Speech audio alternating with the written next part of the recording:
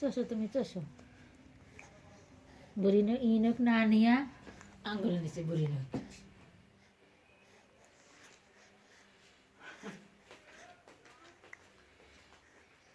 কি সমস্যা কি ওটা নাই বসো এভাবে বসে পড়ো হাত টাটকে বসে পড়ে সেটা